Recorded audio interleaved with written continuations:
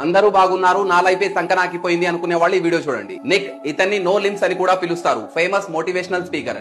ఇతను ఎప్పుడూ కూడా తన పరిస్థితిని చూసి కంప్లైంట్ చేయలేదు. రొనాల్డో రోడ్లు ఊడ్చేవాడు. నేను పేదింట్లో పుట్టడానికి మా అమ్మా నాన్న కారణమై ఉండొచ్చు, కానీ పేదోడిగా చనిపోతే మాత్రం దానికి కారణం నేనే, నా పేరెంట్స్ మాత్రం కాదు అనేవాడు. స్టీఫెన్ హాకింగ్ లైఫ్ మొత్తం వీల్ చైర్ మీద ఉండి గొప్ప సైంటిస్ట్ అయ్యాడు, కానీ ఎప్పుడూ కూడా తను కంప్లైంట్ చేయలేదు. ఆరన్ రాల్సన్ 4 రోజులు తిండి లేకుండా ఒక ప్లేస్ లో ఇరుక్కుపోయాడు. లాస్ట్ లో బ్రతకడానికి తన చేతిని తనే నరుక్కున్నాడు. హామిల్టన్ చేతిని ఒక షార్క్ కంప్లీట్ గా తినేసింది. అలెక్స్ లూయిస్ ఏదో ఒక వ్యాధి కారణంగా తన 2 చేతులు కాళ్ళని పోగొట్టుకుంది. వీళ్ళందరితో మీ ఎక్స్పీరియన్స్ ఎలా ఉండింది అని అడిగితే అందరూ ఏమన్నారంటే, థ్యాంక్ గాడ్ మాకేం చెడు జరగలేదు అన్నారంట. ఇప్పుడు మీరు చెప్పండి, నాకు ఇంట్రెస్ట్ రావట్లేదు, ఆ పని నా వల్ల కావట్లేదు, నా లవర్ వదిలేసింది, బ్లాక్ చేసేసింది, నా దగ్గర డబ్బులు లేవు, ఫ్యామిలీ సపోర్ట్ చేయట్లేదు, అన్ని ప్రాబ్లమ్స్ నాకే ఉన్నాయి, నాతోనే ఎందుకు ఇలా జరుగుతుంది, నా దరిద్రం, నా లైఫ్ ఇంత అని ఏవేవో చెప్తూ కంప్లైంట్స్ చేస్తూ ఉంటారు.